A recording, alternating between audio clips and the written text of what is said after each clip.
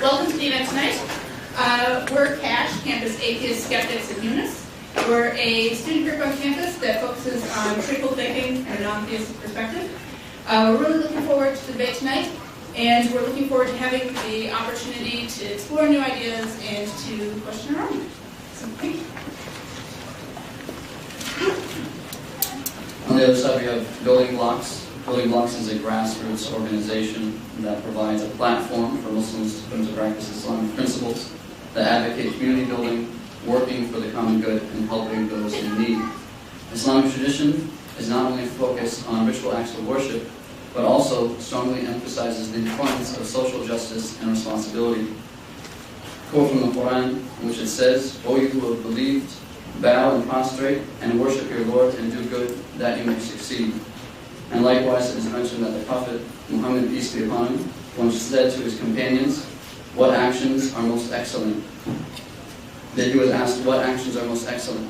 And the Prophet Muhammad replied, "To gladden the heart of a human being, to feed the hungry, to help the afflicted, to lighten the sorrow of the sorrowful, and to remove the wrongs of the injured."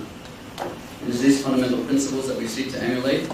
For more information, we encourage people to visit buildingblocks.org. Thank you. Tonight, our moderator will be Ian Shore, who recently earned his PhD in philosophy from the University of Minnesota with a dissertation entitled "The Reward of Virtue."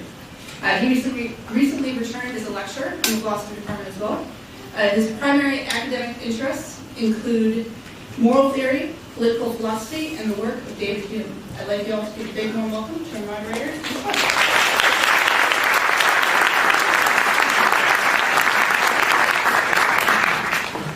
Okay, so I'll just give you a rundown of the schedule for the evening, and, well, first introduce the speakers. So Dan Barker started out as an evangelist at the age of 15. He received a degree in religion from Azusa Pacific University and was ordained to the ministry in 1975. He preached for 19 years before gradually outgrowing his religious beliefs, and he's written several books about the experience. These include Godless, How an Evangelical Preacher Became One of America's Leading Atheists, and most recently, The Good Atheist, Living a Purpose-Filled Life Without God. He's now the co-president of the Freedom from Religion Foundation and co-hosts Free Thought Radio, a national weekly show on the Air America network. He also gives lectures and participates in debates around the country, and tonight he's excited to participate in his 97th annual debate. And Hamza Tzortzis is a public speaker on Islam, a researcher, a writer, and an activist. Hamza has debated various academics and intellectuals and delivers presentations on topics ranging from "Does God exist?" to "Can we live better lives without religion?" Hamza was brought up in London and attended school and college in the area. He studied psychology at the University of Westminster and went on to study Western and Islamic philosophy. He is married with 2 children. So those are the debaters. The format of the debate will go like this. We'll have opening statements of 20 minutes each. Hamza will begin. Following the opening statements, we'll have a series of rebuttals in reverse order. So Dan will begin with the rebuttals. First an 8-minute rebuttal, then a 5-minute rebuttal from each. And then we'll have 7-minute closing statements.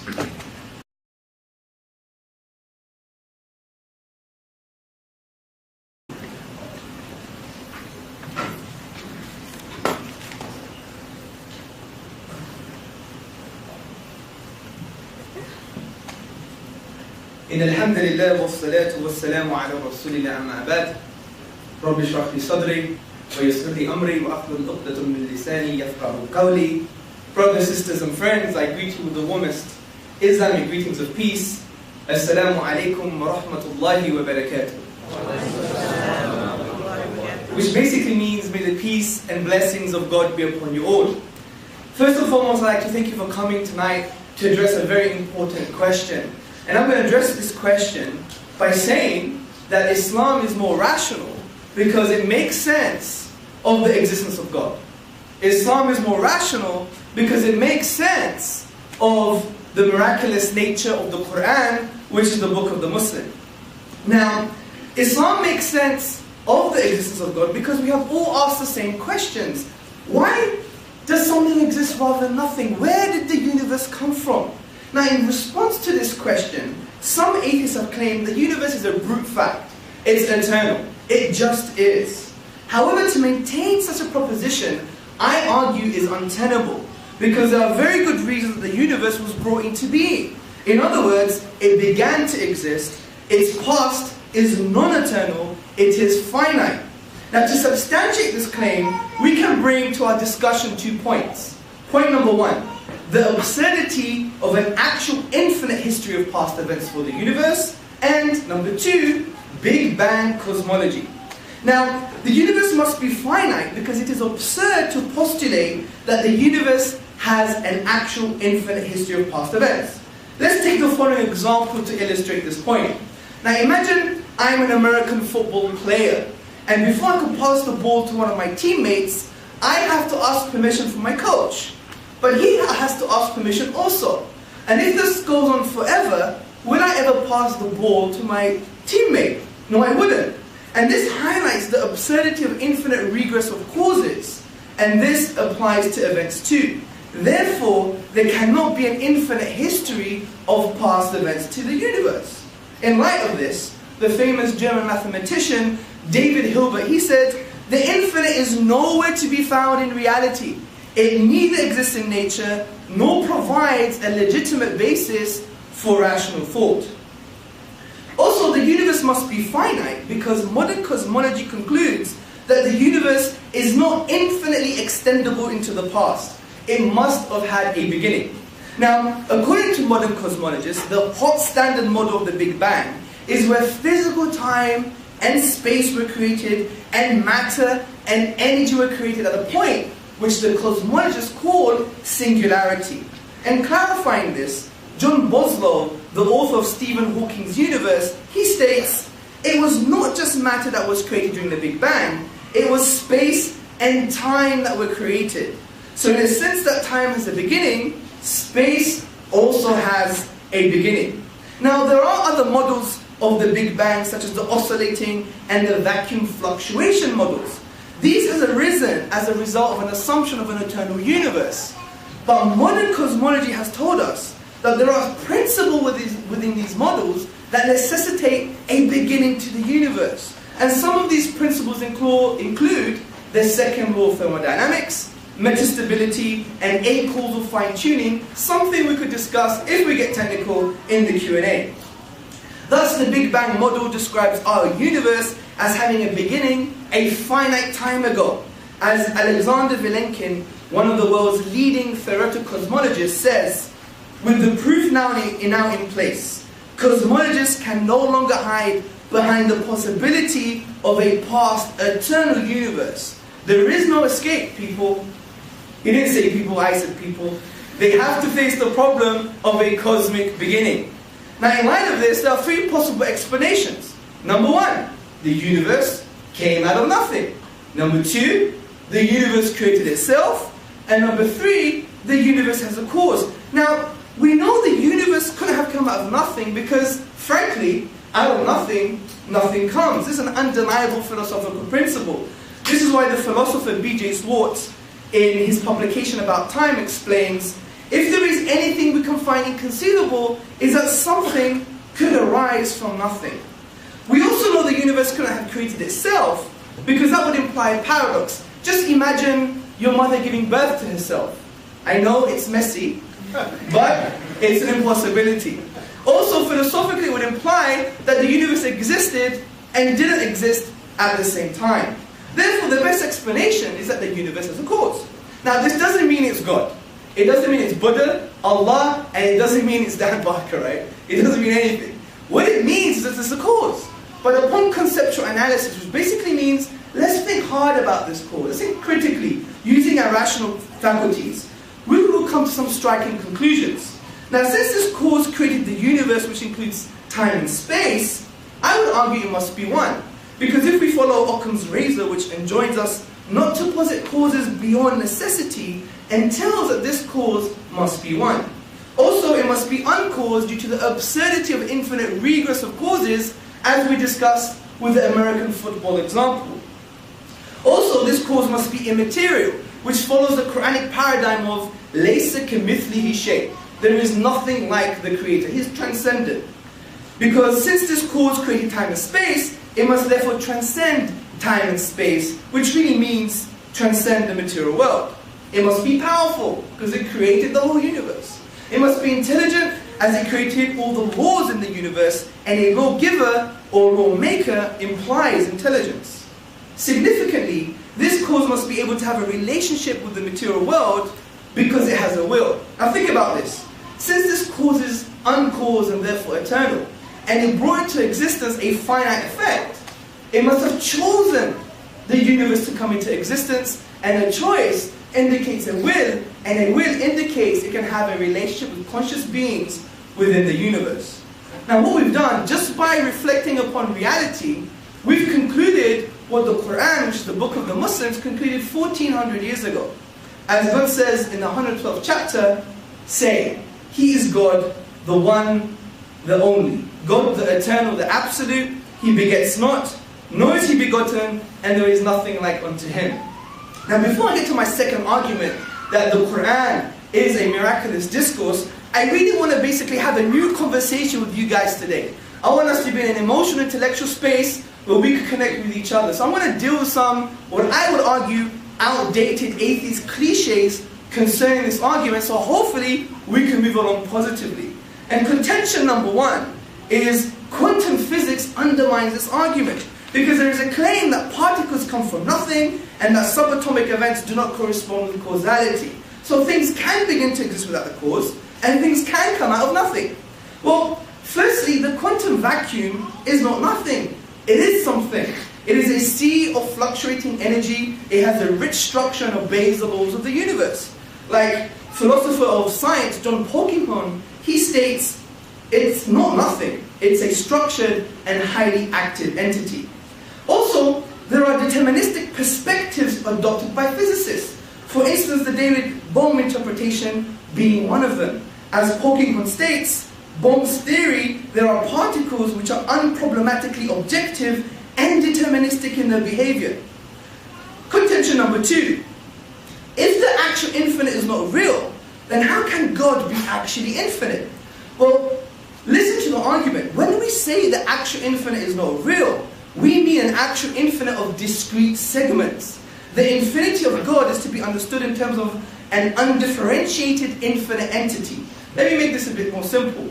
The infinity of God is qualitative and not quantitative. It has nothing to do with an infinite set of definite and discrete finite particulars.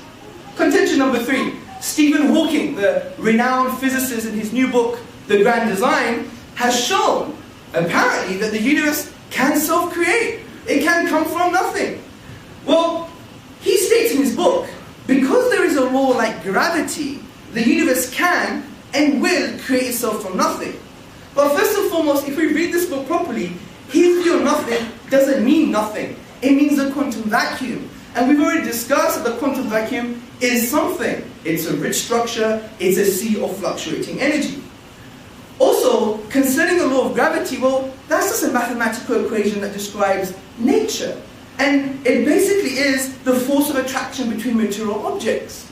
Now, if you're assuming that to be in place before the universe, but the universe has to be in place for gravity to be in place. So what Hawking is telling us, that the universe existed in order for it to bring itself into existence.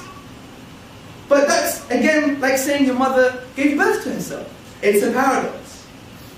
The final contention. The universe can't have a cause, because the universe is the beginning of time, and to claim such a thing would be tantamount to saying, what's north of the North Pole? Now, this firstly assumes that you need physical time for causality. This is not true. I would argue the claimant has to prove this.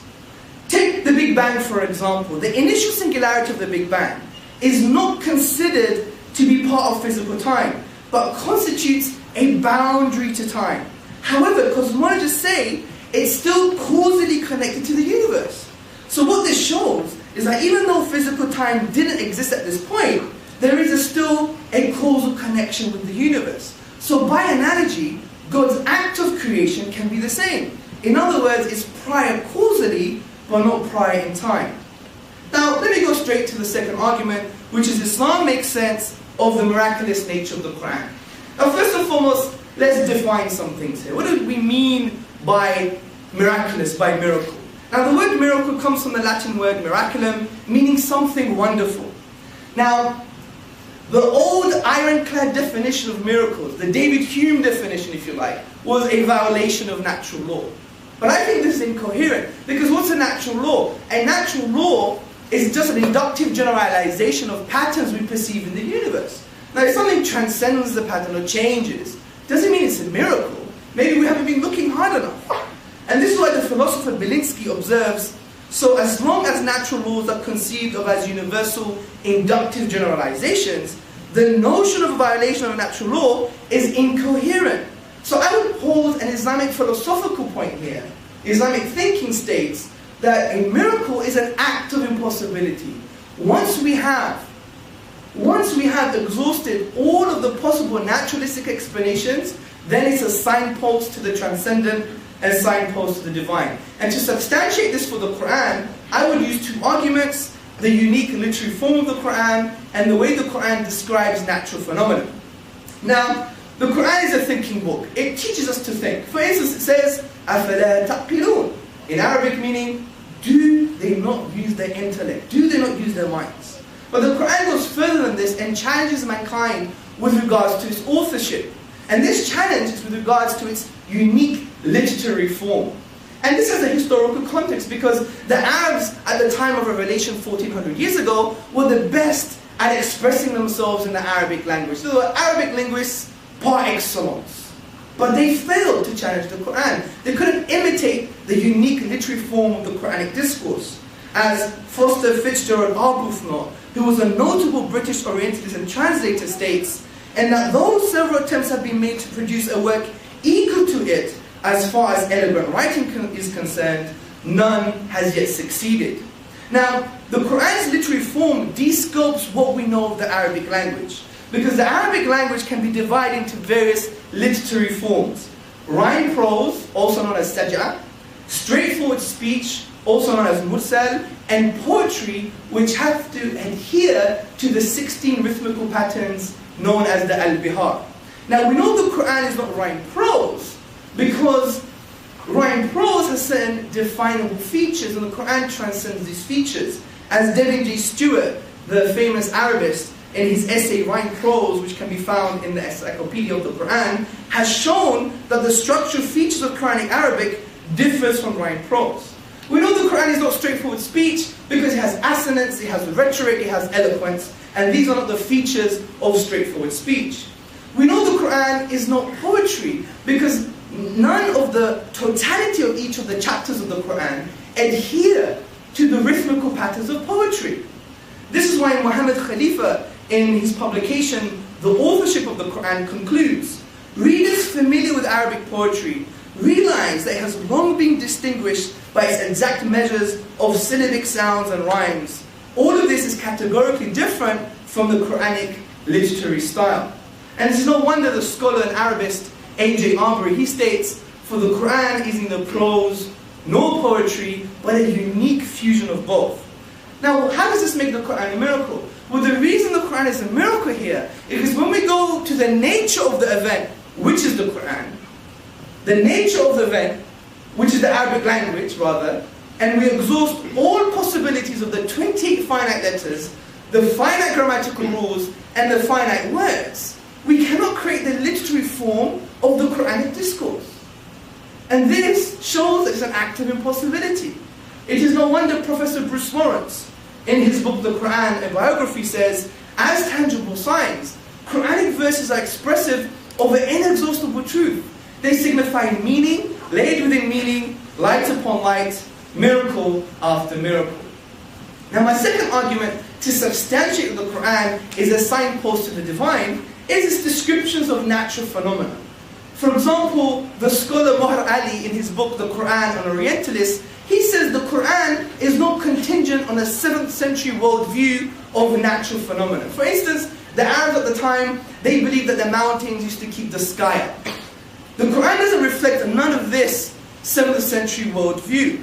And I'm going to use, for instance, a stage in the development of the human embryo as described in the Quran. Now the Quran mentions the word nutfa. Now according to the classical dictionaries, like Lisan al-Arab and academic dictionaries like Lane's Lexicon, this word can mean a singular entity which is part of a bigger group of its kind, a single sperm from a collection of millions of sperms. It can also refer to one female egg from a group of many other eggs in the ovaries, and it could also mean a drop of fluid. According to the prophetic traditions of the Prophet Muhammad, upon whom be peace, explained nutfa as a combination of fluids from the male and from the female, and they're both responsible for genetic material. Now the Quran elsewhere describes the nutfa as a mingled entity from other entities. And think about this very carefully. All this multi-layered meaning of one concise word is in line with modern embryology and physiology. For instance, embryologists John Allen and Beverly Kramer in 2010, they state the human individual arises from the conjugation of two minute structures called cells, one from the mother and one from the father.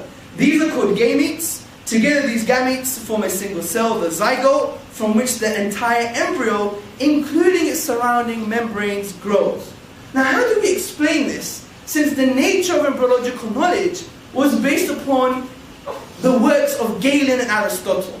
And Galen and Aristotle, they had absurd views with regards to fertilization.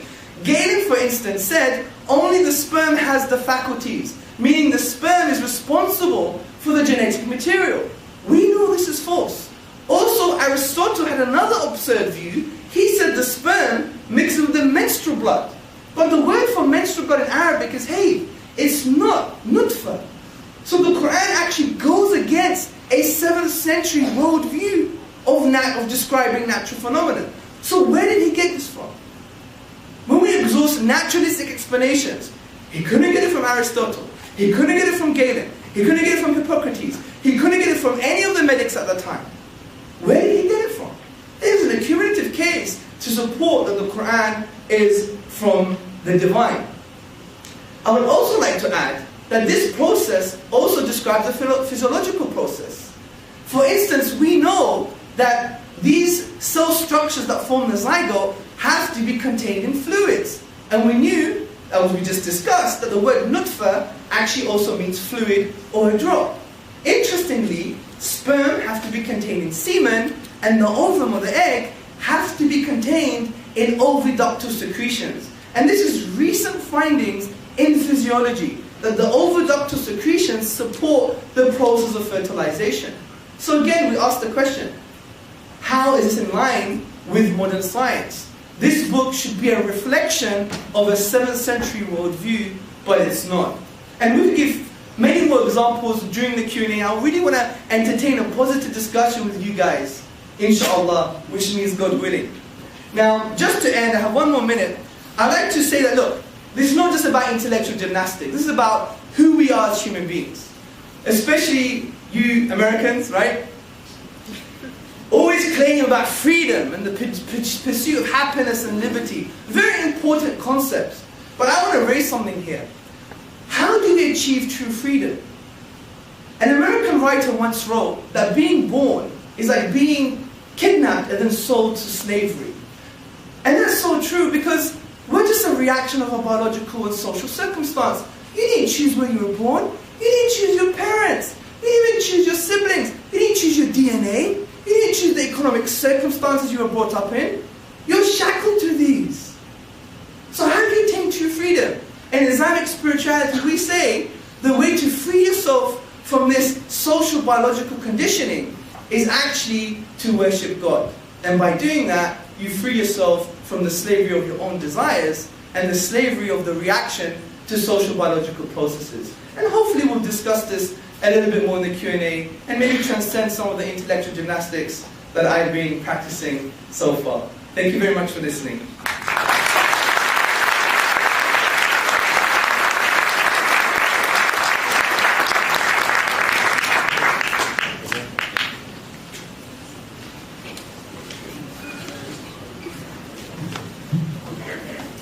Thank you, Hamza. Like every other Muslim I know, you're a very kind and very articulate person, and obviously also very educated. It's a real pleasure to know you. And thank you, Ian, for moderating. Thank you, Cash. Thank you, Building Blocks, Chelsea, and Jeff. Thanks for all your work on this. I used to believe in God. I was a minister of the gospel for 19 years. When I was a kid, raised in a Christian family, I thought, how lucky was I? I was born in the right family, in the right religion, in the right country, in the right time of history. I felt like I was in the front lines for Jesus, and it felt so real, and I believed in it, and I got goosebumps when I used to pray, and I used to feel the presence of God in my mind, and thinking all the while goosebumps were evidence of the Holy Spirit, when actually goosebumps are evidence of evolution. Did you know that? Why do we get goosebumps? Because our hairier ancestors used to fluff up their fur when they were cold or when they had to scare off a predator. Muslims say there is no God but Allah. And I have to say that I agree with the first 2/3 of that sentence.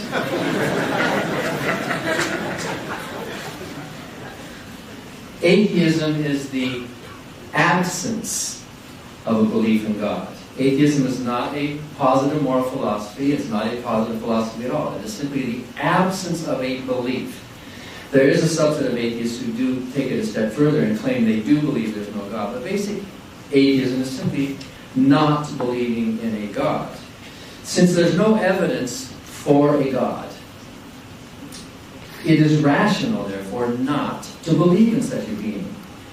Since there is evidence that religions are natural human creations, it's not rational to insist, in the absence of evidence, that any particular religion, such as Islam, is a supernatural exception. During my rebuttal time, I will tell you exactly what's wrong with the arguments that Hamza gave. He's well-meaning and he's articulate, but he's wrong. His arguments are stretches. But first I want to make my own case here. What day of the week is it today? Thursday. What does Thursday mean? We have a day of the week devoted to a god named Thor.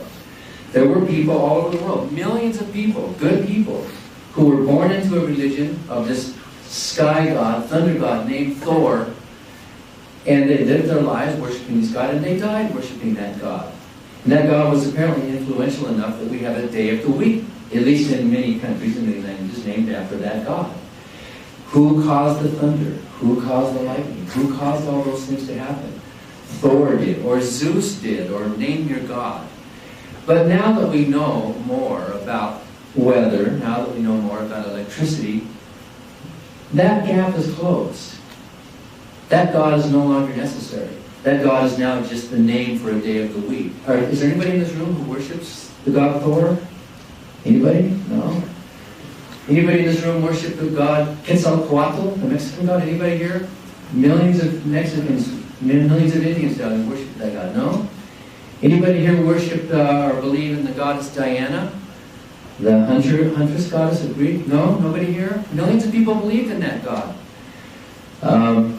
Any people in this room worship the God of Abraham, as described in the Bible or in the Quran? Any people in this room? Oh, there you go, we've got some. Well, the only difference between you and me, then, is that I just believe in one less God than you do. You are atheistic when it comes to other gods. You are skeptical when it comes to Thor.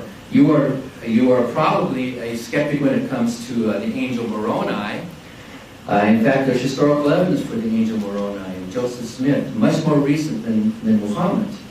And I would like to ask Hamza if you believe in the existence of the angel Moroni. In fact, the Mormon Church has some miracles. The Mormon religion has, how do you explain the existence of the Book of Mormon? It's unique literary style, you know, where it came from. Of course, there are natural explanations for the origins of these writings. So, all of us in this room are skeptics. All of us in this room are doubters. Hamza is a skeptic and a doubter of the religious claims of others. Islam, in its basic meaning, is submission. You submit to the authority. But how can that be rational? When rationality and reason require the free exercise of your mind. You can't be a rational agent as you are required to submit to some dogma, to some doctrine, to some religion. It is not rational to start off by saying that we must submit. Submitting is wrong. Submitting is slavery. Yes, Hamza is right that we all come prepackaged with genetic predispositions, and much of our nature, at least 50% of it, I think, is predetermined, and we're stuck with it. But we have a frontal lobe. We do have the ability to transcend some of our nature. And this frontal lobe and the rational process that we all have rises above those instincts, rises above even the culture and the history of the religions that we were raised in. The reason I'm an atheist is pretty simple. First of all, there's no evidence. If there were evidence, think about this. If there really were evidence, it would be on the table. It wouldn't be something as flimsy as the existence of the Quran and supposed miracles of the way the Quran is worded. If there really were evidence for a God, by now, somebody should have won the Nobel Prize for pointing that out. Think about it. If there really were evidence, anyone, any scientist, any skeptic, any doubter, anybody would bring it forth and say, here we go. We have positive evidence for a God. I'm also an atheist because there's not even a coherent definition of a God. What is this God made of? How can a spiritual being exist? Sometimes the definitions that are given, I've debated other Muslim scholars. One of them said, God, Allah, is infinitely merciful. I think most Muslims believe that. God is, in fact, isn't that in the very beginning? God is all merciful, ever merciful. And he said, but God is also infinitely just. He is all just. Well, that's impossible. If you have a God that's defined as infinitely merciful and infinitely just, if that's your definition, that God does not exist because it cannot exist. What is mercy? Mercy is distributing punishment with a less degree of severity than is deserved. Mercy means that you let someone off with less punishment. What is justice? Justice means that people get punished with what they deserve. That's what justice is. You don't send a kid to jail for stealing cookies, right? You have a certain sentencing and punishment for a crime. So if Allah is infinitely merciful, think about this. If He's infinitely merciful, all merciful, ever merciful, then there's no need for hell. I can't go to hell if Allah is infinitely merciful, right? Because infinite mercy means no matter what the crime is, even disobeying Allah, even refusing to submit to Allah, is one of those things that would be covered by infinite mercy. Therefore, it is a contradiction in Islam to claim that Allah is infinitely and ever merciful, and yet there's still a hell to punish those of us who somehow escape that mercy. If God is infinitely just, then He can't be merciful. So if that's your definition of a God, that God cannot exist logically, rationally. Of course, different theologians and different religions have different definitions of a God, and they tinker with them. Even within Christianity, they have to tinker with omnipotence, omnipresence, omniscience to make, and with the problem of evil to try to make this God palatable to. But if God is defined in mutually contradictory ways, then we can say not only is there no evidence for such a God, it'd be like arguing for the existence of a married bachelor. Can a married bachelor exist? No, it self-contradicts. So I have yet to see a coherent definition of Allah or Jehovah or a spiritual being that makes any sense to know what we're even talking about.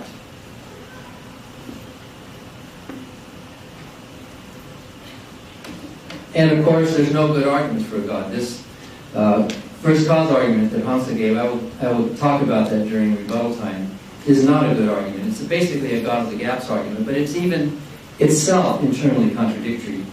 There are other arguments that people have brought forth, ontological, design, teleological arguments, and all of them, as Bertrand Russell once said, they all boil down to bad grammar. The arguments for God just don't hold water. If you look at them, if you scratch beneath the surface and look at them and unpack the words, they fall apart logically. And there's no agreement. If Muslims could agree with each other, and they don't. I've even heard Hamza say that there are different interpretations of the Quran, and different scholars differ on this. Well, if the Quran is such a perfect book, why are there differing interpretations? Why are there disagreements? Why are there factions? And within Christianity, why are all these different groups arguing over the same so-called Holy Scripture? I used to preach the Bible was inspired. But Paul wrote in the Bible, God is not the author of confusion. But can you think of a single book that's caused more confusion than the Bible? And look at the Quran. There's no agreement among believers about many of these principles. Of course, in general, there is some agreement. But if I were a God and I wrote a book that was so sloppy and so open to misinterpretation, I'd be embarrassed to release it to the public. And of course, there's no good answer to the problem of evil. If Allah and God is all merciful and all caring and all good, all you have to do is walk into any children's hospital and you know there is no God. Parents who are desperately praying for this miracle. Hamza believes that miracles can happen because they're impossible, and yet these children die at the same rate as anyone else. If prayer were really answered, if faith in Allah really made a difference, we would see it, we would measure it. It does not make any difference. A belief in Allah makes no difference except in how much money you might give or how much... If you are weak enough in your moral principles that you need a religion to motivate you to be kind and to help the poor, well then maybe in that case, keep your religion. We'd rather have you good to the poor than not. But millions and millions of good non-believers in this world are charitable. They give to the poor, they give to charity, they help people out without using religion as an excuse. And of course, that's the final point. There's no need for a God. Millions of people live their lives with purpose and meaning, with joy, with love, without having to bow down. As Paul said in the Bible, he was a slave of Christ. And of course, as the Quran says, we are all submission. We are all having to submit to the will and the authority of this person who created us.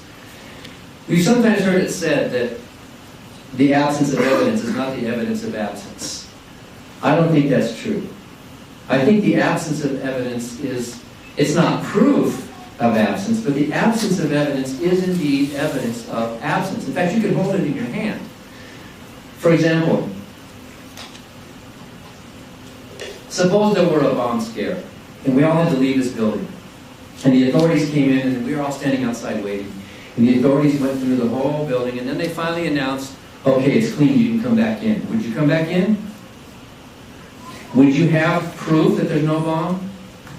Probably they would go through the building, they would probably make a checklist or a chart or something, and they would look in all the trash cans and all the doors, and whatever they would certify the building is clean, right? Would you have proof of absence? No, but you would have evidence of absence. That chart you could hold in your hand would be evidence of absence. The same thing happens when we look for a God. If a God existed, the universe should be different in some way. There would be some way that we would note it. But as we look through the universe, as we go through the trash cans and the drawers, and we look everywhere, we see a universe that looks as if there is no God. We actually do have evidence of absence. In fact, Victor Stenger, the physicist, in his book, God the Failed Hypothesis, says, if God is a hypothesis that's carefully defined, then it fails. The existence of God fails all tests. One of the reasons, and there are many reasons why Islam is not rational, and one of them is that the Quran is based on hearsay.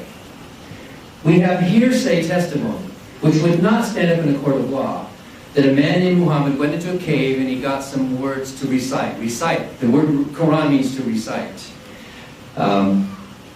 In fact, I think the very first recitation, correct me if I'm wrong, Hamza, historically was that God created humans from a blood clot.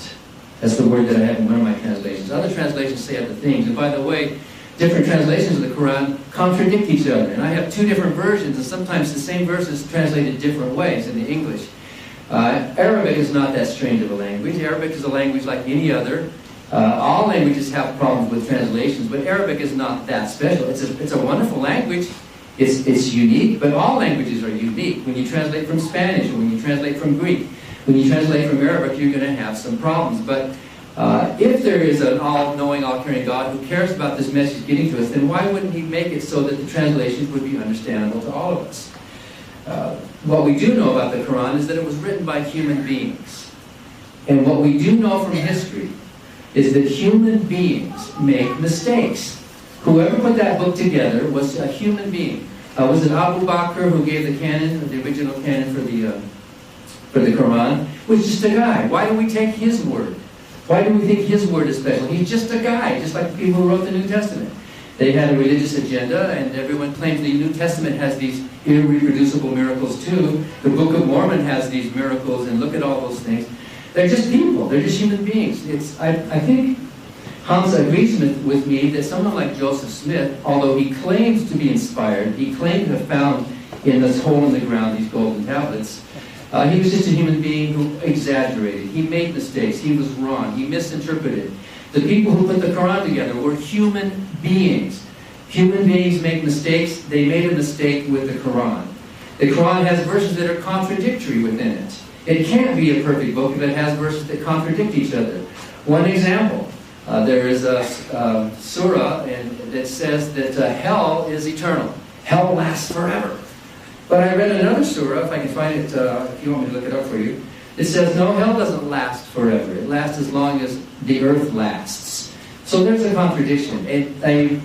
A perfect being who's writing a perfect book would not have put verses in there which contradict each other. And that's just one example. Now, if I were an Islamic scholar, I would say, well, I can interpret and reinterpret. But then there's the problem. Why does it have to be interpreted and reinterpreted? Why can't it just be clear? The Quran is not clear, just like the Bible is not clear. And I think one of the main reasons that the Quran is not a rational book is that instead of using reason and argument to make its point, the Quran uses a threat of violence. Hell as a threat of violence. Stephen Prothero, who was reading through the Quran, says, this is not amazing literature, this is not special literature. He said the Quran reads like a fire and brimstone sermon from start to finish. Let me give you some examples. We have prepared for unbelievers a shameful punishment. I'm the unbeliever, okay? This is talking about me. You Muslims who think this is a wonderful book, it's talking about me. I'm a non-believer. Those who disbelieve our revelations shall be cast into hell. And when their skin is burnt up and singed, we shall give them a new coat, that they may go on tasting the agony of punishment. For God is almighty and all-wise. So the believers will laugh at the infidels on that day, regarding them from their cushioned seats. So you're going to sit on a cushioned purple couch underneath the fig tree with these dewy-eyed young women sitting next to you, and you're going to be laughing at me for having the temerity to think my own thoughts and disagree with your... I'm an infidel. I'm a non-believer. Your book is arguing from a threat of violence to me. And that's what the Quran is. Believe or burn. Believe or burn. If you don't believe, you're going to suffer. Any system of thought that has to make its point with a threat of violence is morally bankrupt. And if you hold that book under your arm with any pride, you should be ashamed of yourself. You should be able to make your point using pure reason and not touting a book that has a threat that my skin's going to be burned off my arms, and it's going to be regrown so that Allah can burn it again and again while you're sitting up there laughing. Are you proud of that? Do you think that is rational? Do you think that is kind? Do you think that is good? If you do think so, and if your God does exist, and if you did create hell, then I would say to Allah, you created hell, you go to hell. You're not worthy of my respect. In fact, I will never submit to a being who is so irrational that he has to make his points with a threat of violence. And I think you're better than that. I think you're kinder than that. I think you've risen above the brutality of your own book, in spite of the primitiveness of the book that you believe in, to be a good person. And I salute you for that. I applaud you for being a good person, in spite of Islam. So during my rebuttal time, I'm going to quit now. I think there's 1 minute left. I will explain what is wrong with his first cause arguments. Thank you.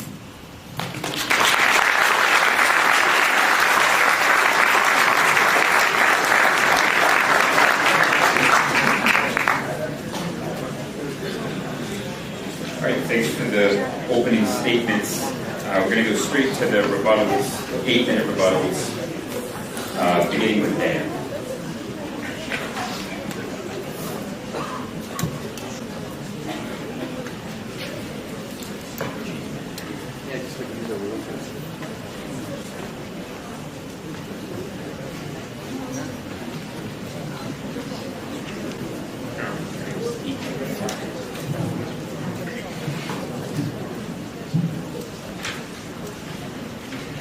Okay, there are three big problems with Hamza's arguments about, sometimes it's called the Kalam cosmological argument. And even Christian theologians use it too. And Hamza already alluded to a couple of the problems, although his defense against them were not good. First of all, this argument begs the question, because it makes an assumption. The universe began to exist. And so things that have a beginning have a cause, is basically what he's saying. Anything that has a beginning has a cause. Why does that beg the question? Because the existence of a beginningless thing or personality is the very conclusion you are arguing for in your argument. Allah is a beginningless thing. But you are assuming your very initial premise that the universe can be divided up into two different sets. A set of things that begin to exist and a set of things that don't begin to exist. And yet you offer only one possibility to fill the definition of things that don't begin to exist, which is God, which is Allah. If Allah is the only thing, or if a creative being, internal transcendent being, is the only thing that fits that bill, then you have effectively begged the question by saying everything that begins to exist translates to everything except God. So your first premise is saying everything except God needs a cause, which begs the question. It's circular reasoning. You're bringing your conclusion into your premise. You can't do that logically. You can get out of that. There are ways for you to avoid begging the question by either defining conceptually or potentially some kind of an item other than God that does not begin to exist, in which case your phrase would be meaningful, it would be coherent. If we all understood, and none of us have experience of anything that doesn't begin to exist, how could we? In the universe we live in, we can't point to anything that doesn't begin to exist in time because we live in a temporal universe. So right there, from the start, you are kind of secretly packaging your conclusion into your premise by assuming the very thing you're trying to prove. You've already pointed out that the argument is self-refuting, although you think you had a response to it. When you say that an actual infinity cannot exist in reality, or who did you quote saying the infinite is nowhere to be found in reality, but you say that God is some kind of a different kind of infinity. He's not a discrete infinity. But let me ask you this. The person who's going to make the football pass has to get permission from the coach, who has to get permission from somebody. If there is a God, if Allah exists, and Allah somehow, either in or out of time, let's assume it makes sense to talk about causality outside of time. I don't think it does, but let's just assume that it does. Because how do you know if without temporal antecedents, how do you know what came first? That's how we know how causality works, is because of time. We don't look at an effect and then think the cause happened later. That's how we know what the very word causality means. But let's just assume that in some strange way, because of our limited minds, there is this being up there outside of time who can function in a causal way. Before Allah created the universe, in your interpretation, He must have had some thoughts. He must have decided for some reason, either I'm lonely, or my justice, or my holiness, or whatever his reason. He must have had some thoughts were before, or if you don't like a temporal word, antecedent to the decision to create it. There must have been a thought in the mind of this being, antecedent. And then let me use the word before, even though that's a temporal word, because in cause and effect we can talk about logic. One thing follows another, whether inside of time or out of. And so, before or antecedent to that thought, Allah must have had a preceding thought. And before or antecedent to that thought, Allah must have had a preceding thought. And according to you, these are thoughts in the mind of a being. According to you, there cannot exist an infinite regression into a timeless non-beginning in reality. Therefore, in the mind of Allah, there must have been a first thought. If an actual infinity cannot exist in reality, we're not talking about discreteness, we're not talking about numbers, we're not talking about where does the set of negative numbers begin. And even you are correct to point out that we can't find that within reality. If we can't find that within reality, then neither can we find that within the mind of a God. A God would be subject to the same limitations that you think the universe is subject to. If the universe cannot come from nothing, then neither can God come from nothing. If God exists, if Allah exists, He is a thing, He's something, right? He's not nothing. If nothing comes from nothing, then Allah can't come from nothing. Allah had to have a creator as well. And if you posit, therefore, the existence of a being or an entity that is eternal, then how can you fault scientists for hypothesizing that the universe itself is eternal? Could be eternal. Where did I lose my water? When you're talking on the clock, you know, your mouth doesn't lubricate like normal.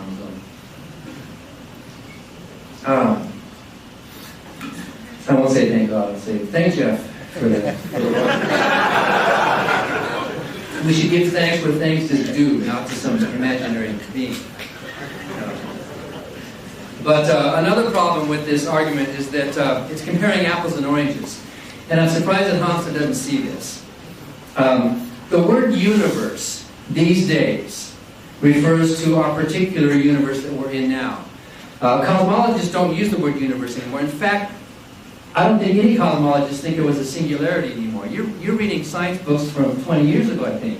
Hawking's has given up on the word singularity. No one thinks the Big Bang started with a singularity. Now, of course, most people think that it was at that minimum, that Planck distance, or whatever they call it, the Planck constant minimum. And in Dick Stanger's books, he talks about the possibility of a biverse, where time flows, but that point was really a point where time is flowing in opposite directions. But in any event, the confusion you're making here is you're confusing logical spheres. When Bertrand Russell was debating Copplestone back in the 40s, asking about the word universe, Bertrand Russell said, well, the word universe, today he would use the word cosmos, because of the possibility of multiple universes. In fact, Hawking and even Paul Davies now are all on board with the high likelihood of there being a multiverse, in which case our particular universe that did begin with the Big Bang is just one of many. It's not the cosmos. So the problem you're making is that, the mistake you're making, Hamza, is to confuse the word universe with cosmos. So yes, our particular universe did have a beginning in space and time, space-time, and like you say, it could be like a point of the North Pole. What's north of the North Pole? Well, the North Pole is just a point like any other. So it wasn't like there was the beginning of time where the clock started ticking.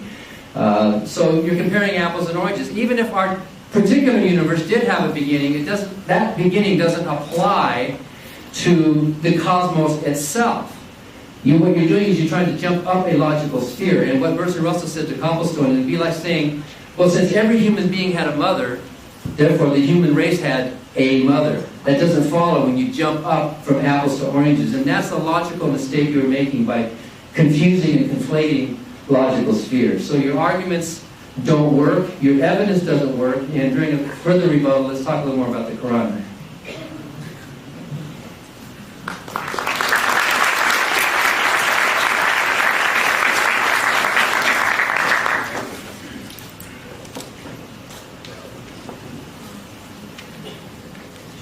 Okay, thank you very much. I thought that was a very interesting, emotional sermon towards the end. I almost felt like crying. I was feeling sorry for Dan Marker. I thought you were just about to cry. I was going to come and give you a big hug, you know? You were so upset about your outdated cliches about religion, about the concept of hell. I mean, it's quite interesting that this is like typical atheists, not to be stereotypical, of course, is that we fail to read about people. We fail to really want to connect with other human beings. When was the last time we read an exegesis of the Quran, for example? When was the last time that we read what is Islamic law in the eyes of a Muslim? Do we do that? Or do we go straight to the shelf and say, what does Robert Spencer have to say? The guy who hates Islam. What does that say about our intentions? Do we have an emotional, intellectual atmosphere where we are listening with the intent to understand, or are we manufacturing a response? Something to think about. Okay, let's talk about Dan Barker's claims. First and foremost, you talk about God of the gaps. It's not God of the gaps. We don't say we don't know, then we just squeeze God in there. We actually reflect upon reality, the universe, we come to certain conclusions, we come to certain attributes, and then we see that there's a correlation between our view and what reality has told us. That's not God of the gaps at all. God of the gaps would be, I don't know, therefore God did it. So I think that's an outdated atheist cliche. Also, you're saying submission to God is not rational. Well, you said this about grammar. Let's change the definition here. Well, you could submit to yourself, submit to social conditioning, or submit to a higher rational being. What sounds more rational, people? To submit to a higher rational being. If you know that rational being exists and you have evidence for that. So you can play with words and we could preach. I mean, I think your preachiness has carried with yourself in your atheistic age. And I think, you know, we can't have our cake and eat it. I don't like Christianity, but I'm going to stay a preacher. Thank you. No worries, dude. Anyway, so the point is about the God's names and attributes. We don't say all or infinite. What we say is God is the merciful. And Islamic theology says that we reconcile His names and attributes. The in the loving or the merciful means He's greater than human beings. And then when we look at all His names and attributes, we see them via His oneness and we reconcile them together. We don't say He's infinite this, infinite that, and infinite this. No, Islamic theology says He's the merciful, the just, and we take these names and attributes and we reconcile them together, for instance. Also, you talk about difference of opinion. Well, that's going to happen when you have human agency anyway. You have that with anything. And we consider difference of opinion in the Islamic tradition as a mercy. Imagine everyone being the same. Imagine everyone looking the same and acting the same. I mean, what's with that? That's boring, right? Yeah? We're not boring people, Muslims, you know? Also, you talked about the Quran just based on hearsay and testimony. I mean, surely, I don't believe you said that. I was so upset. I thought you were a clever guy. I mean, when we look at the science of textual integrity of the Quran, we see that the historical scientific principles applied to the textual integrity of the Quran surpass any known Western type of history. For example, we have a philosophy of the matan, which is the text itself, and the isnad, which is a chain of narration. And each person in the chain of narration has a biography. Was he trustworthy? Did they meet each other? So the sciences of textual authority in the Quran are extremely, extremely sound. But significantly, what I'd like to add is the main part of the preservation of the Quran is based on oral tradition. An oral tradition. And it's not just Chinese whispers, because it's based upon something in Arabic called mutawatir reporting, which is recurrent testimony. Now, recurrent testimony, as C.A. Cody in his book Testimony says, many things that we believe in is because of testimony. You probably believe China exists because of testimony. Many of us have never been to China before, but yet we believe China exists. Now, with regards to the Quran, it's based on recurrent reporting, that it's been reported by so many different people at different times and places, all going back to the Prophet Muhammad, upon whom be peace. To claim that that's not the Quran is to claim a conspiracy, that they had a time machine and conspired together to say this is what the Quran is going to be. Also, you talked about the contradiction. Please find it for me. I've never heard of that before. That sounds like it came from left field. Also, the threat of violence, for example. I mean, come on, this is so shallow. What we're saying is, a disbeliever is someone who has been given evidence and out of his arrogance rejects it. Out of his arrogance. Like kufr, the disbeliever means someone who has a veil over the heart. They cover. Like, you know, the farmer who puts a seed in the soil and he covers the seed, and you're covering the truth. This is what we mean. We don't believe someone like a red Indian who's never heard about Islam. We don't say that person is going to hell. We don't have this type of theology. That's a straw man. He's built a logical fallacy. He's built a straw man of Islam. I suggest you need to start reading around the intricacies of Islamic theology. Also, you have to understand the Quran is a thinking book. For example, the things I've talked about are based in the Quran. As the Quran says, أَفَلَا تَعْقِلُونَ, do you not use your minds? أَوَلَمْ يَتَفَكَّرُوا فِي أَنفُسِهِمْ, do they not reflect within themselves? وَفِي أَنفُسِكُمْ أَفَلَا تُبْصِرُونَ, and in themselves, do they not see?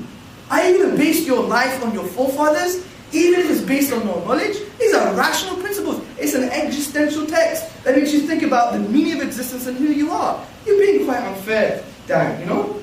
Come on, let's be fair, man. Also, you talked about singularity. No, singularity is not old. Vilenkin, 2008. Cosmologists in 2006. Even recently, cosmologists are understanding the concept of singularity. It's not old stuff. I mean, you could talk about Stephen Hawking all you like, but it doesn't mean he's right just because he's Stephen Hawking. I mean, that's an argument of authority, right? You're standing on the shoulders of giants.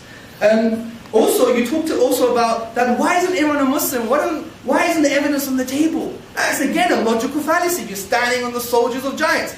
Because people don't do it. It's like the fallacy of social reasoning. Like, just because the majority of people don't believe in it, therefore I shouldn't believe in it. I mean, is that critical thinking? I mean, that's like Nazi Germany to me. Everyone wants to kill a Jew, maybe I should kill a Jew too. I mean, come on, is that right behavior? Damn, surely not.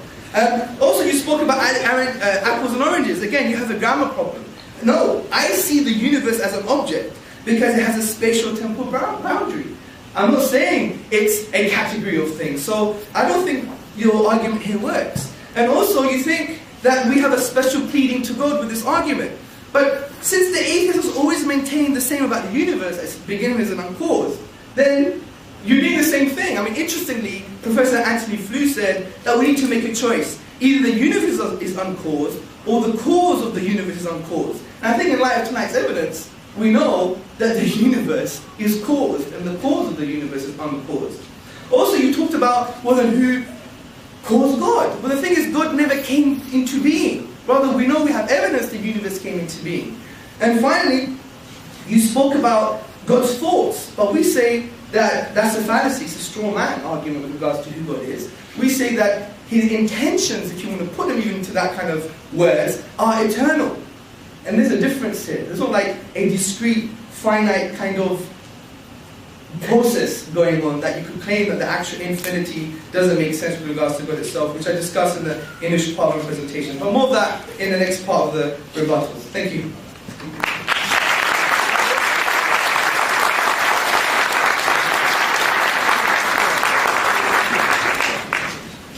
One more round of rebuttals, and then the closing statements. This round of rebuttals are 5 minutes each. Again, beginning with Dan.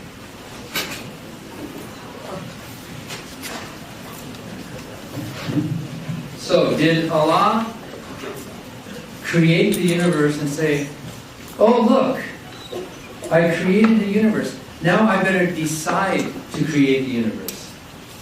Did it happen that way? Doesn't deciding come before and antecedent to action? In the mind of a deity, in the mind of Allah, a decision precedes an action. Therefore, in the mind of Allah, according to you, there's an infinite series of preceding decisions. I do read the Quran for myself.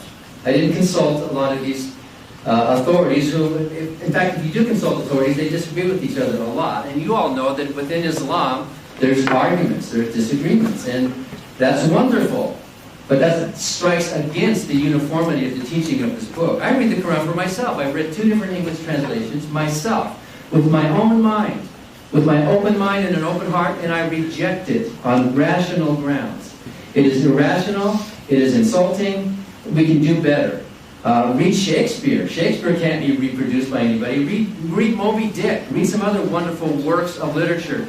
The Quran is amazing, but it's so repetitive. How many of you read it? It's so repetitive, over and over, and hell, and believers, and this, and it's obviously it's not poetry, because who would ever have set that to music? But let me read to you here. Here's 4, Surah number 493. Anyone who kills a believer intentionally will be cast into hell to abide there forever and suffer God's anger and damnation. Forever. Hell is forever. But, Surah 11. And I didn't get this from a book. I just got this from reading myself. And those who are doomed will be in hell. For them will be sighing and sobbing, where they will dwell so long as heaven and earth endure. So the punishment in one surah says they suffer in a hell forever. The verse in another surah, which you're asking me to read with an open mind, contradicts this surah. When I was a Christian apologist, I would have been real good at finding some rationalization. But the plain words of the text here show me that this book is contradictory. So please don't accuse me of special pleading or looking up somebody else's. This is from my own reading. The Quran does not surpass science. Why didn't Muhammad tell us, or why didn't Allah tell Muhammad something about, why didn't he say, by the way folks, wash your hands before you eat? Why didn't he tell us about the germ theory of disease or something? Why did he come up with these basic kind of rough ideas? And even in the Bible you can find supposed answers to prophecy that if you interpret them a certain way, more or less comport with what we think we know about cosmology or about science today. But there's so much more useful that the Quran could have said to us, that Allah could have said to us, which would have been much more important than bow down and submit, and make sure you're pointing in the right direction, because the direction's important. And by the way, that makes Islam a kind of flat earth idea. Why is it important to point to Mecca? By the way, Mecca is not that way. Mecca is actually kind of this way, and yet people, the mihrabs, is that what it's called? They seem to be pointing out into outer space somewhere, if you think about it. It's a flat earth mentality, and I know you think a lot in the Quran and a lot of Islam is metaphorical, but then why can't we also think, therefore, that God himself is metaphorical? If there is metaphor with hell and heaven and language use, then why can't we think that Allah himself is also a metaphor that Muhammad came up with? You say that the authority of the Quran is based on testimony that has a link. We don't know that. You're taking somebody's word for that. Nobody was there in the cave with Muhammad. He came out and told us what he said. Nobody was there to hear it except Muhammad. So we're taking Muhammad's word, just like you would take Joseph Smith's word that he saw the angel Moroni, whom I'm sure you doubt exists. I doubt that Muhammad actually heard a voice unless he was schizophrenic in some way, which happens with a lot of religious leaders. I doubt that actually happened. Yes, conspiracies happen. All religions are a conspiracy in some way or another. The people are conspiring to put their best faith on it. The origin of the Quran is not that special. And by the way, you're wrong to say that the universe is an object. If you're talking about our particular event horizon of the universe we live in right now, this universe, yes, it had a beginning, it has an unbounded infinity to it. But the word universe, as you're using it, means cosmos. Cosmos is the collection of set of all things. The cosmos is all things that exist. Therefore, the cosmos cannot be a thing. The cosmos is a set of things. So you're comparing apples and oranges. Your logic is irrational.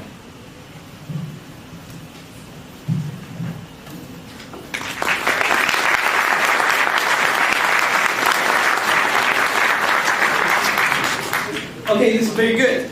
Let's go to the Shakespeare question. Shakespeare is inimitable. Oh, Romeo, Romeo, wherefore art thou Romeo? Deny thy father, deny thy name. Or we can make it more Islamic. Oh, Abdullah, deny thy mother, deny thy tribe. We can make it that. But the point is, see, I want you to connect with me. I know you don't know what I'm talking about, because you have no idea of the Arabic language. You have no idea about the intricacies of eloquence and the sciences of Arabic.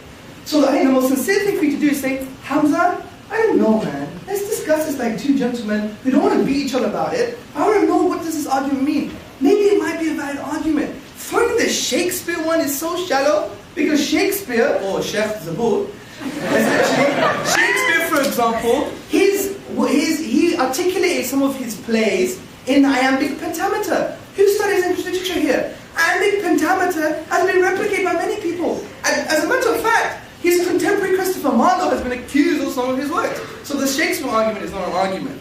Also, the contradiction, I didn't really get the verses, we can do that in the Q&A. Someone bring the question up, please.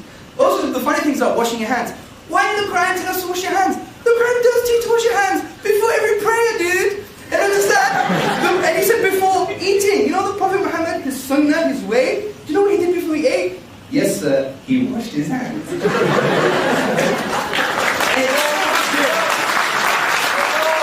That's not a big deal, people.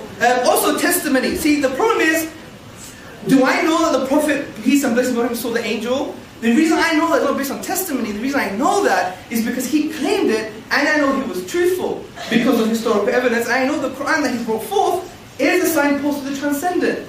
Also, if you want testimony, there are African tribes today who have never read an Arabic Quran, but they learn it from memory via an oral tradition all the way 1400 centuries back to the Prophet himself. To claim that the Quran is not intact would be to claim a conspiracy, which you're doing. Also, I disagree. I think you're just building a straw man of my argument, apples and oranges. That's not true. I'm considering the universe as a spatial temporal boundary as an object. I mean, you could argue about this until the cows come home. Also, you talked about flat earth, right? Well, this is not true, because even the Quran itself mentions explicitly about basically the night and the day, and use the word taqweer. Basically, if you go to Arabic language, it's like putting a turban, you know, a round head. Yeah, so it indicates the opposite of a flat earth type of perspective. What else did you say? You didn't say much. And you're a bit angry. You're angry at God, aren't you? Dan? You sound angry at God, to be honest. Is this therapy for you? I mean, come on, man. It sounds like it's therapy for you, man. I mean, I studied psychology. Cognitive behavioral therapy is cheap and it works. Thank you.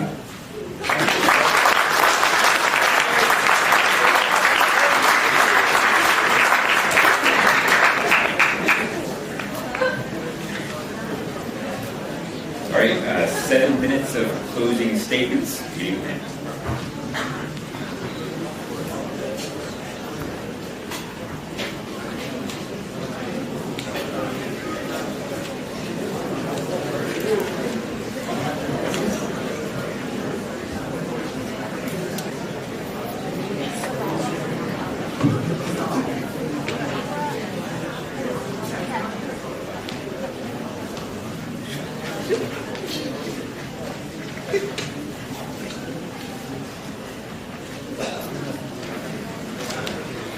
Okay, there was a lot we could not go into in much depth, but Hamza is completely missing this logical sphere thing, completely missing the point.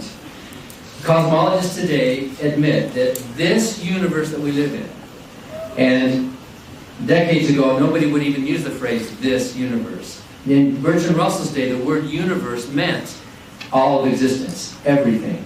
Today, the word universe doesn't mean all of existence, everything. Today the word we use is the word cosmos for all of existence and everything.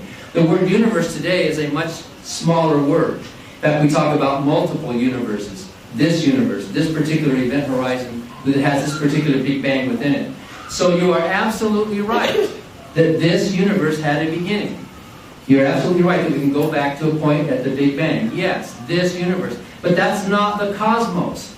You are taking observations from within this universe and then jumping out of that logical sphere to the bigger sphere of the cosmos, which, as I pointed out earlier, many are very happy about the possibility of a multiverse, or even without a multiverse. Explanations for the origin of this particular universe. That's why you are comparing apples and oranges. You can't take, suppose I were to say, use a bad argument, that every nation began with a war. The alliance of all nations began 20 years ago. Therefore, there was a war 20 years ago. Is that logical? No. Why? Because I'm confusing a set with the items within the set. Suppose I said every musician in an orchestra plays in harmony with itself.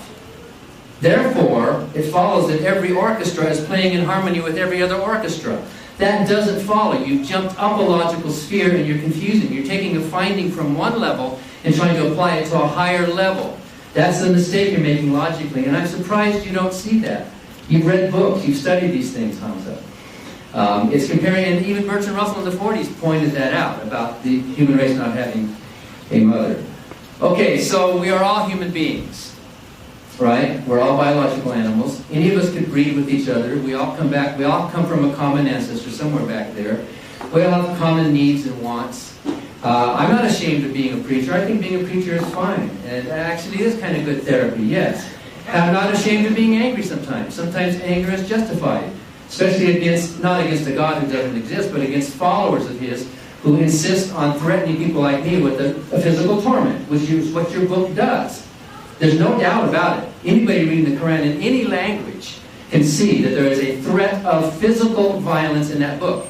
How are you going to talk your way out of that? It's there. It's plain. And I think all of you Muslims in the room agree. In fact, I debated a Muslim in Colorado last year. And when I mentioned that, you're going to be sitting on the couch under the fig tree with the little young virgins looking down at me and laughing while the skin's burning off. And he put his thumbs up and he smiled. Yes, yes. He was happy about that. And by the way, there are Islamic scholars who do say, and I can give you tapes of it, that Allah is infinitely merciful. They use that phrase. One that I debated in Queens said Allah is infinitely merciful. He is ever merciful. He is all merciful, and He is infinitely just. So maybe you don't use those phrases, but some do. And my point was that if you define God that way, then you can show that that God is a married bachelor. It does not exist. You might have a different definition, but I've never heard a coherent definition of what this God is. If God is made out of a spirit, how do you distinguish a spirit from nothing? Like the philosopher Delos McCown said, the invisible and the non-existent look very much alike. How do you know what a spirit is? We know things exist by how much space they take up. Things that exist can be measured. If they can't be measured, they don't exist. If they can't be limited in some way, along dimensions or how much time they take up, or weighed or measured, then they don't exist. And since I've never seen the definition of this Allah or God that in any way can be defined coherently or logically or measured in any way, we cannot say that that being does exist. It exists only as a concept in your mind and in the mind of Muhammad and in the mind of people all over the world. They have this idea of this being that exists. But we are all human beings with basic general human nature, and we all have same needs and wants. What difference does it make? Why do you think it's more rational for you to use this religious belief of yours to live a life of meaning and purpose, when millions of good people don't believe in your God and yet live lives that are just as good, if not better, than yours? What's the point? If the point is submission to avoid an eternal punishment, then that is despicable. If the point is to live a good life, then I applaud that. In fact, I think in the Quran, from my reading, there's more emphasis on good works and helping the poor within Islam than there is within the Christian New Testament.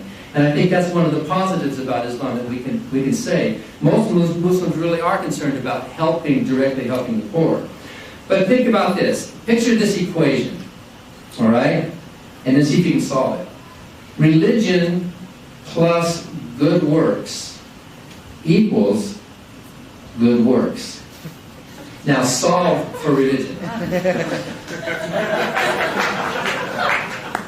What's the point? Why? Why spend all your time bowing down in prayer? Why spend all your time doing these rituals?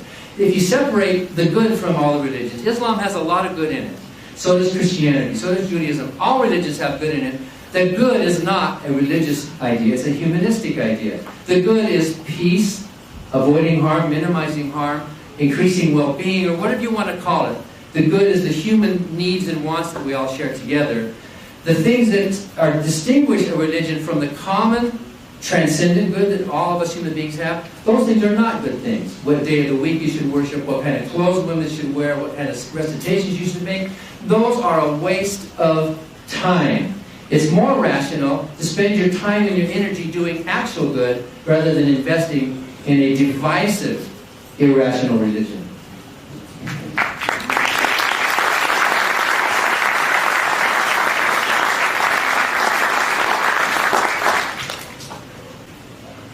Sorry. Okay, good. Thank you very much for your patience, brothers, sisters, and friends.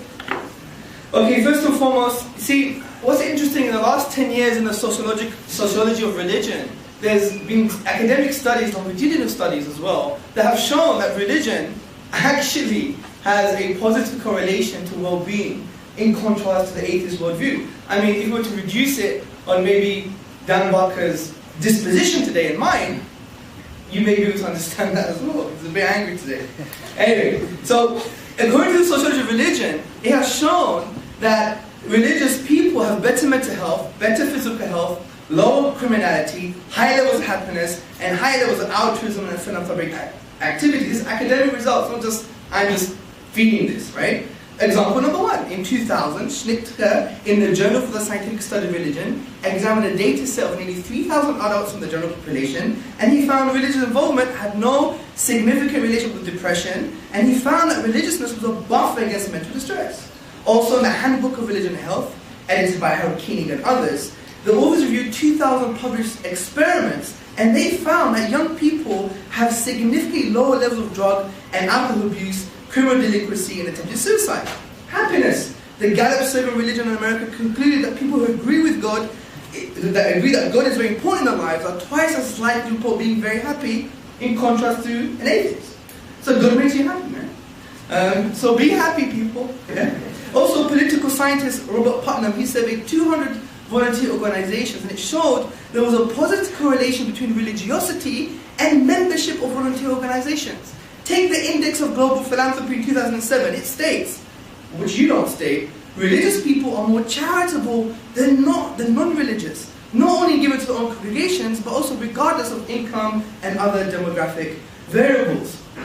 So, I think it's another outdated cliche from the atheists. Again, with your apples and oranges, again, I'm saying to you, I'm treating the universe as an object, as a spatial, temporal boundary, like we've discussed.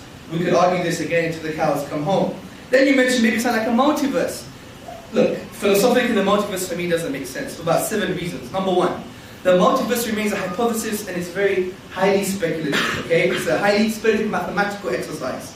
2, I would say it's immature and it's a speculative theory raising a lot of difficulties. 3, if we consult Occam's razor, multiverse, bloated universe, single God, bloated universe, single God. What's the most comprehensive and simple explanation here? Also, spontaneous quantum fluctuations create more questions than it answers. How can a spontaneous quantum fluctuation create a universe? That's a question that you have to understand. It lacks rational force. Also, the universe, the multiverse itself is described by specific physical laws. These laws themselves include constants and boundary conditions, which have to be fine-tuned in the first place. So I think the multiverse argument is a non-argument. It's just basically an atheist wanting to push God out of the question all the time. Also, I want to finally end with one argument I didn't address, which was the problem of evil. The big atheist argument. You should spend 20 minutes on that. I think that's a strong argument.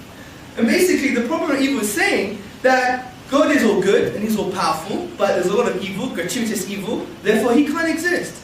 But I think there are some assumptions here. First and foremost, it assumes that God is just good and just omnipotent. He's just all powerful. But in Islamic theology, we have 99 names and attributes of God that we can reconcile with reality. One of these include He's the wise. So there's wisdom behind these things. Now you may say, but I can't see the wisdom in the baby having cancer. That's fair enough. And we feel for this as well. But the issue is, it doesn't mean the wisdom is not there. That's an argument for ignorance. It's a logical fallacy. Argumentum ad ignoration.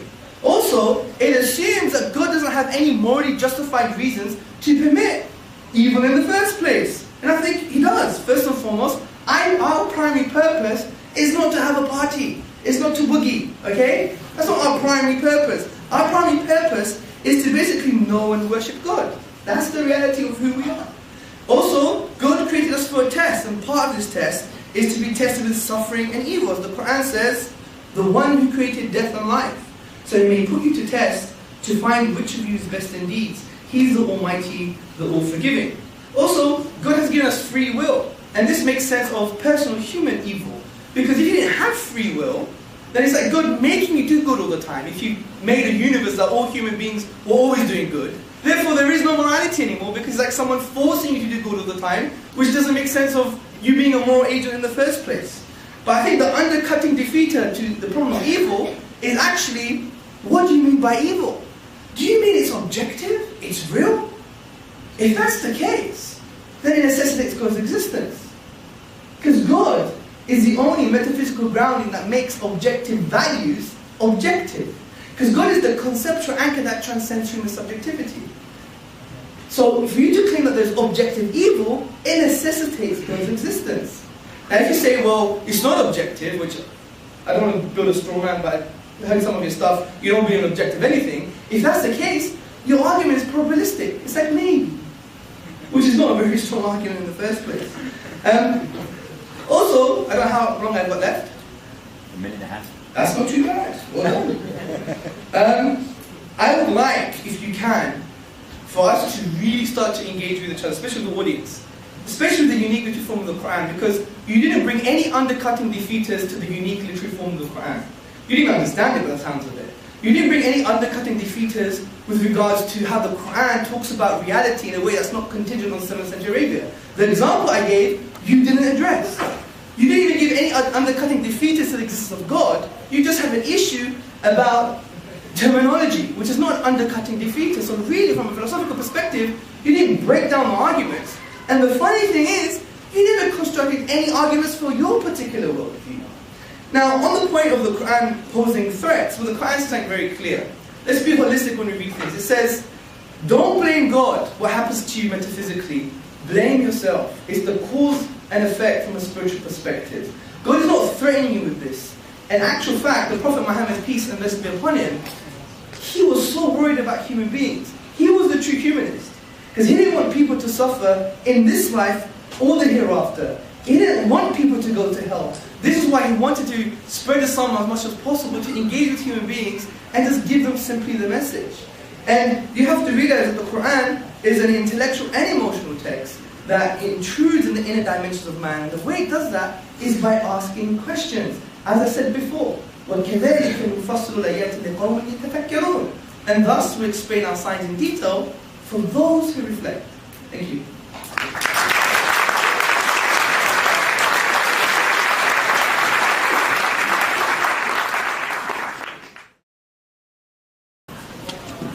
Yeah, I'll Hamza first, I think. So, you're concerned with reasons for believing that the Quran is inexplicable naturalistically, so there must be a non-naturalistic explanation.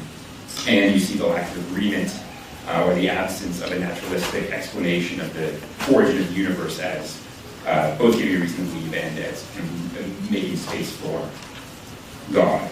So I want to press you a little more on this God of the Gaps thing that Dan brought up.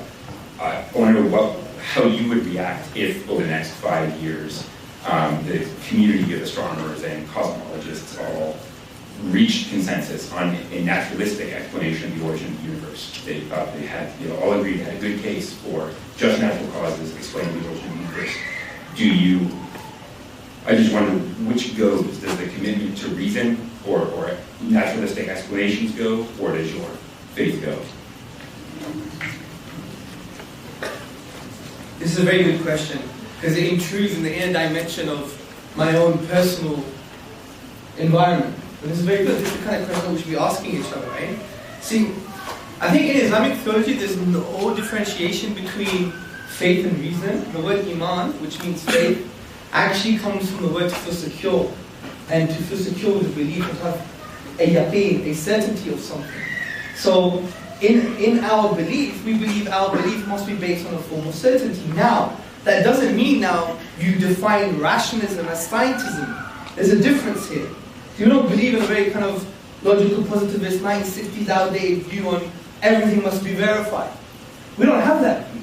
We take rationalism to mean something else. And the reason we reject scientism, not science itself, but just scientism is the only way to form conclusions about life, is because, well, firstly, it's self-refuting, because the statement itself that scientism is the only way to form conclusions about life can't be proven using science. Yeah? Also, science can't prove logical truths, necessary truths like mathematics. 1 + 1 is equal to 2. And you need logical, necessary truths in order to have scientism or science in the first place. To argue the way around would be like a dog trying to catch his tail. So we say, yes, it's useful, and it's necessary, and it's reality, but we have other aspects of methodology we use to form conclusions about life. Now, coming to your main question, there's no differentiation between what we say, the aql and the naql, which basically means the intellect and the text itself. Like Ibn Taymiyyah, one of the famous classical scholars, actually elaborated on this, that if you do think carefully and you look at reality, there's always a correspondence to the text anyway. That's our premise, that's our axiom. Just like science, the axiom is the external world exists. And you can't even prove the external world exists, because how do you know Dan Barker's brain is not on Mars and there's an alien with probes in it saying, you're in this room and you must be angry today? Yeah? How do you know he's saying that? I mean, you can't prove that. It's an axiom, it's a presupposition you need to build your worldview. So our axiom is there's no differentiation between the text and reason and text and reality in the first place. So the question itself, what will go, it's like saying both of them would go. Do you see? So, but I do take your point. I would say we have to cross the bridge when we get there, because of my axiom, because there is no differentiation between sound reason and the text itself. So, if that is my axiom, then when I see evidence, I'll have to approach it as it is when we get there. I think that's the best way of answering it, I think. Is that right? Or? Thank you.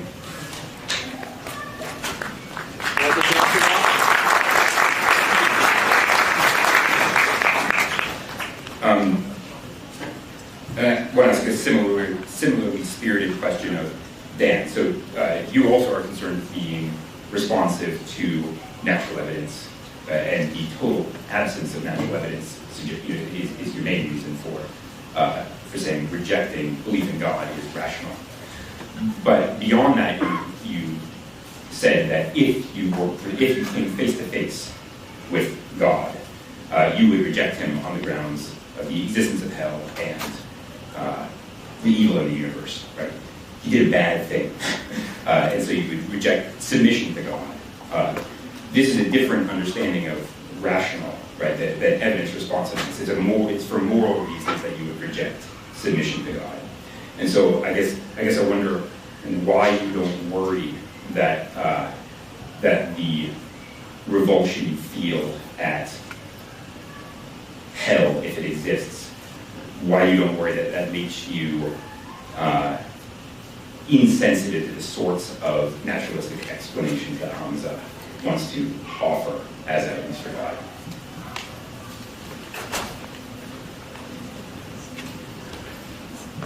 Yeah, I don't think having a moral reservation to a book like the Quran is the same thing as being angry. If that God did exist, I might choose to be angry at that God.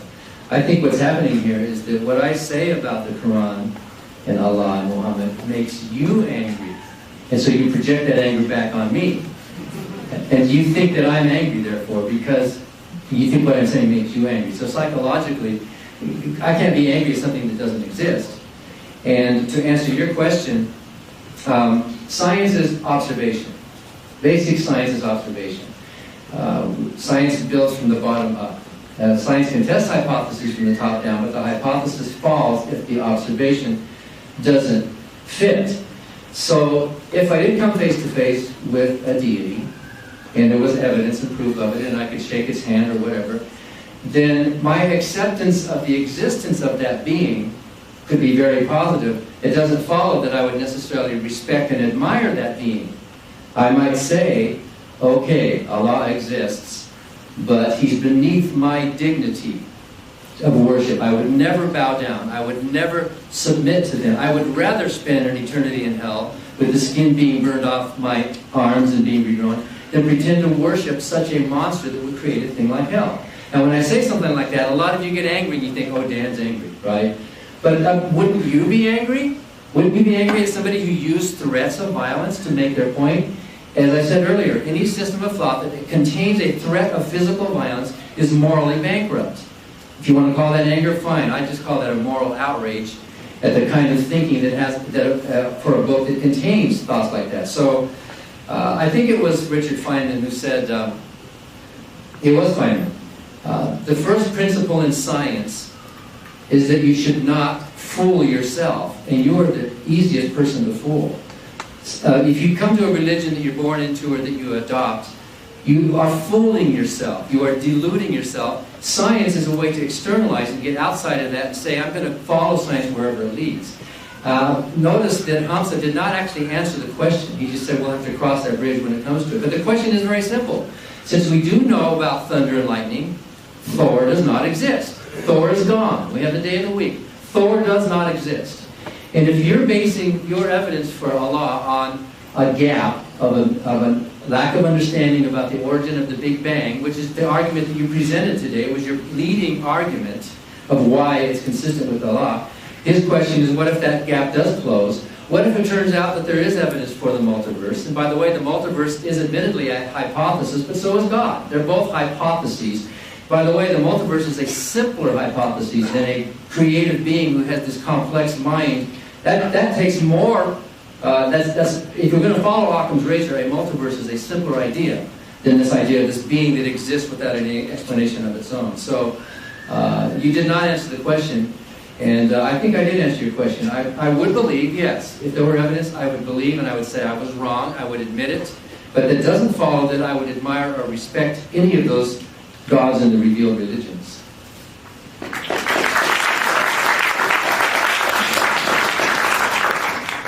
There's a question for Hamza. Why would Allah depend on humans to spread his message?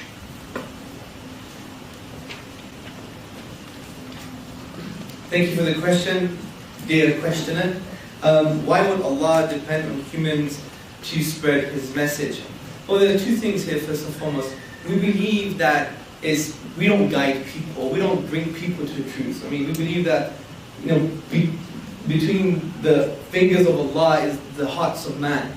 And the word qalb, which is heart, means something that wavers. And our hearts always waver, don't they? And we believe that's in the control of God. So what we're saying is we don't really guide anyone. Human beings, what we do, as Muslims, we believe it's a duty and obligation upon human beings to present the truth. I mean, it's a natural thing that people do. If you really like your soccer team, you're going to say to everybody, you must support the soccer team. David Beckham is such a good guy. He's handsome, he's got a British accent. Okay, he sounds sometimes like a woman, but that's a different story, yeah? But the point is, he used to play for Manchester United, so you got to support that team. The truth of that team. Similarly with people's worldviews, this is like something more important. It gives you purpose and meaning in life, so you're going to promote it. Just like, this is why we have groups like CASH. I mean, why are they there? To come together, start discussing different ideas and maybe learn particular worldviews. So it's a natural thing. So God is telling us, you will be rewarded spiritually as a result of calling people to this beautiful religion. And we believe if you call people to the values of Islam, you will solve things like poverty. Like the number one economic problem in this planet is the problem of distribution of wealth. Capitalism is a sick disease that, in my humble opinion, must be eradicated, intellectually of course, as best as possible, because according to the UNDP report, for example, there are 250 people who own more wealth than 2 billion people on this planet. But we have enough resources. It's an outdated geopolitical myth that there's not enough resources. According to the Food Agriculture Organization, there's enough calories on this planet to feed about 3 planets. We're greedy. That's what capitalism has done for us. The professor from Maryland University, Professor Koran, actually says that the aspect of greed supports the capitalist model. Growth, growth, growth. So the point is, when we call people to this beautiful religion, not only is it saving you from this damnation, but also it's actually solving human problems, like poverty. This is why the Jews, when Islamic values like economics was implemented in history, the Jews came to our lands. For example, a rabbi, and you can find this letter in the book called Constantinople by Philip Mansell. And a rabbi writes from 1453, he says, "O my brethren, O my Jewish brothers, come to the land of the Turks, the land of the Muslims. Rich are the fruits of the earth. We're not oppressed with heavy taxes.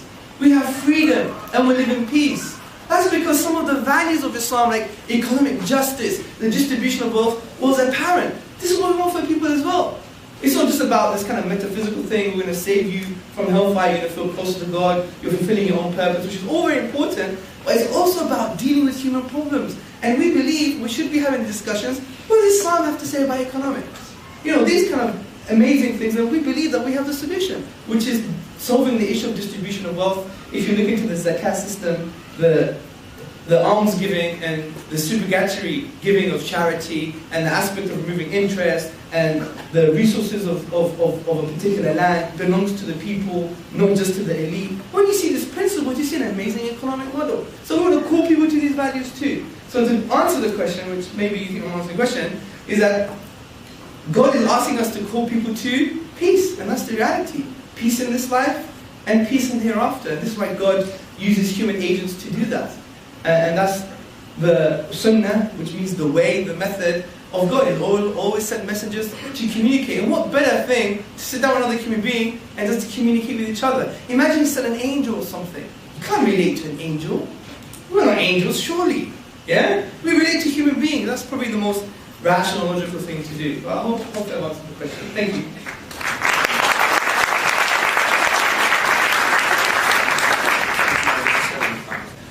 Next one for Dan. What is it that keeps your common man from committing crimes if it's not fear of punishment?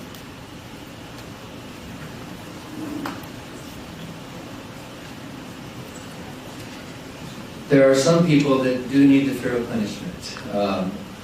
On the bell curve of human characteristics, there are some people over here on the tail end, the sociopaths, the psychopaths, who are not mentally healthy for either genetic or environmental reasons. We don't understand why. In fact, 4% of our species are sociopathic.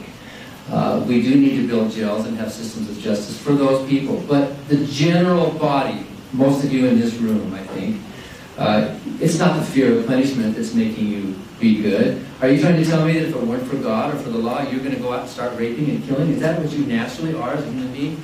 We come prepackaged with instincts that are positive and negative from our ancestors. We come prepackaged with instincts toward altruism, toward empathy. We share that with other primates and other animals who also cooperate and share because it's good for the species. We're a social species.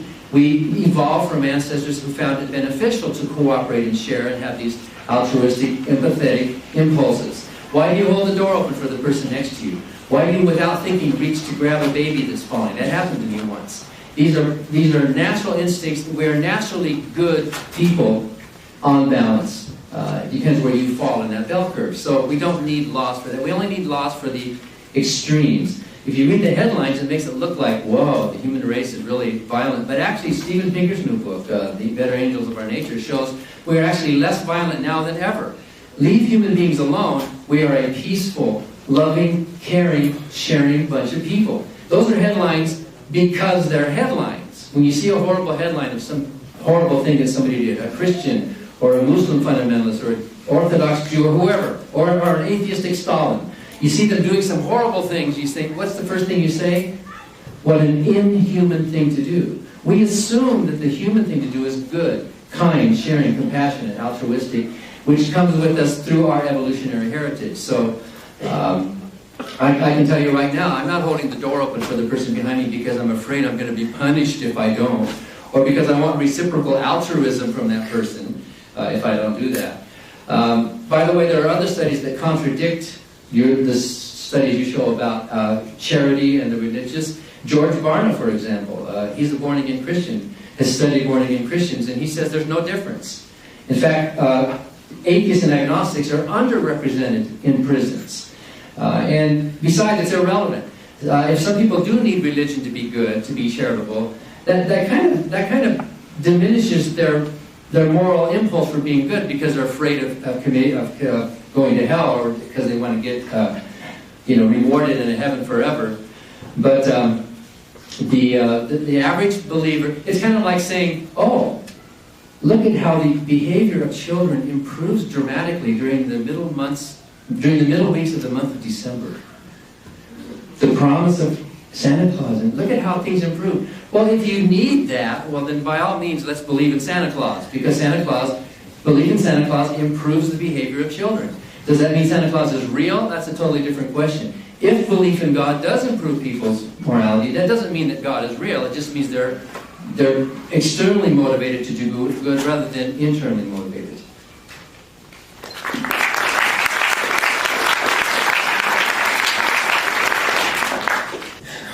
Is another for Hamza, more on the natural explanation stuff. The question is, does God influence people's lives in some kind of empirically measurable way? I know you cited the well-being research that shows that people who participate in religious institutions are frequently happier. I think the question is there, well, that's any religious participation, right? Is there some reason to think that Allah, is he detectable in the, a detectable influence in the lives of Muslims?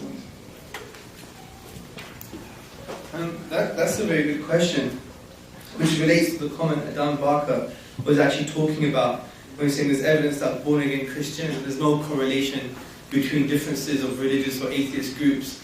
But then again, I was talking about longitudinal studies that don't just include born-again Christians, but all religions. So you can't use thousands of academic studies and bring something that's very small based on a specific community within the Christian community. That doesn't follow. And what I'm saying here is not that you need the moral motivation of fear of hell to do good. All we're saying is the concept of God and loving Him and wanting to come close to Him actually is an added moral motivation to do good. So He takes already good people and makes them better. That's the point I'm trying to make. Now, in regards to, does the belief in Allah, does it change human life? That's the point here. Well, it should, essentially. The belief in God or the belief in having ultimate purpose and ultimate vision and ultimate meaning in life should change your life because you're not in existential anxiety anymore. Because if you really think about the logical conclusion of an atheist worldview, then we have a self-delusion. Because we say, I have purpose, I want to be a preacher, I want to be a Dan Barker, I want to be an engineer, I want to be a doctor.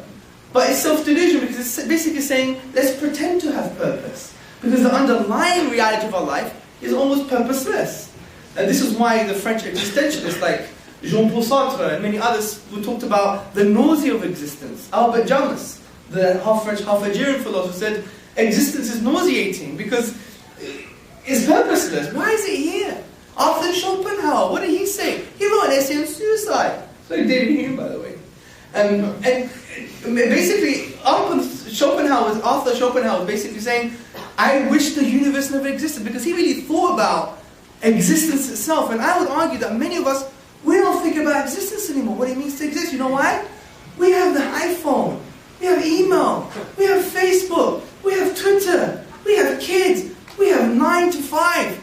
Or in America, it's like 8 to 8. You guys work too hard, man. Yeah? You have capitalism, the drive to earn more. We define ourselves by a lot of external things sometimes, unfortunately. Yeah?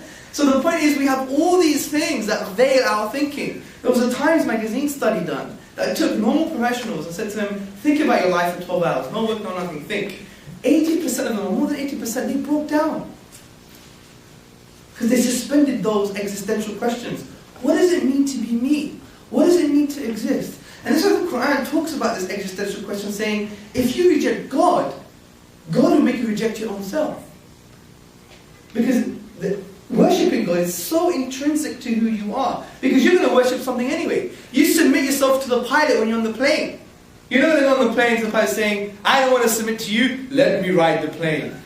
Yeah, then you have to pray to God because you're going to die, man. Yeah, as I say, there's no atheists on the sinking ship.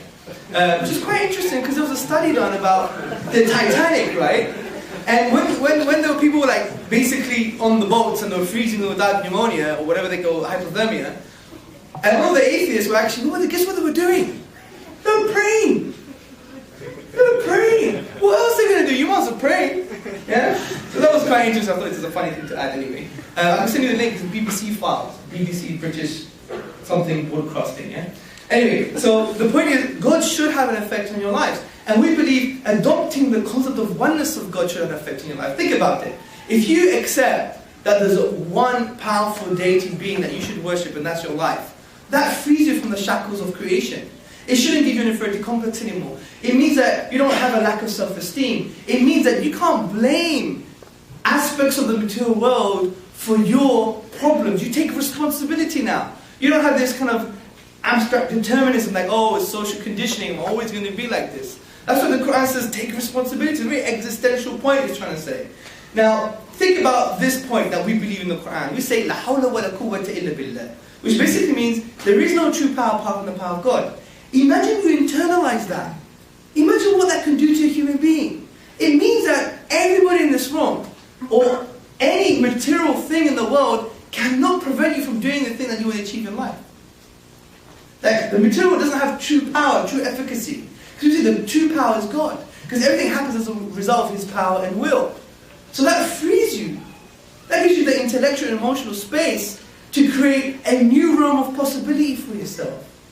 Just by that concept. Imagine that, if you internalize that concept. Well, fine, if you don't believe in it, and well, that's a different discussion. But conceptually, if you were to internalize such a concept, it can free you from these kind of shackles. And it's called the blind spot. Because we have blind spots in our lives. We know what we know. For example, I know that I'm Greek, although I look Pakistani, yeah? I know, for example, that I have a white shirt on, right? I know I've gained weight recently, yeah? It's your pancakes, beautiful dining. American diners are the best, man. Wake up in the morning, have your cakes, overeat, cakes, eggs, over easy, beautiful. It's capitalism.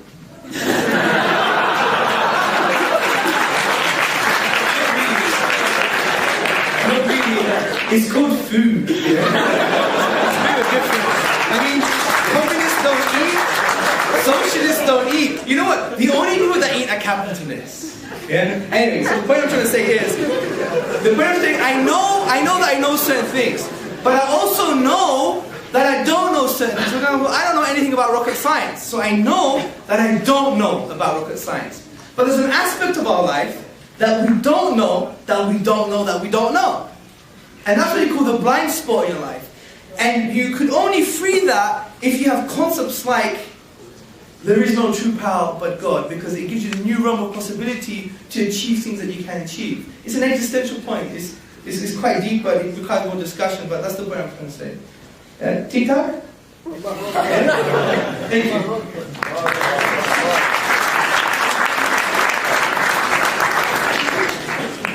I've selected a couple that are more on point. You should be short, concise answers. So this is for Dan. The question is, so you said that if something doesn't take up space, it doesn't exist. Do the following things exist? Time, human will, numbers, gravity. If so, how much space do they take up?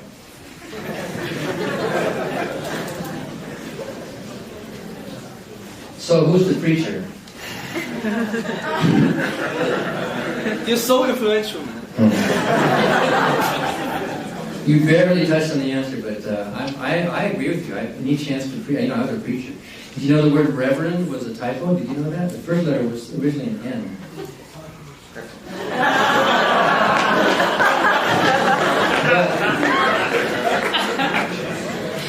Time is not a thing. Time is not a thing. Time is a concept. It's a dimension. It's like, how tall is this podium? Well, we measure it. We assign a 0 point to this podium, and then we measure so many centimeters up to here. But how long is the dimension? It's meaningless to talk about how long is the dimension.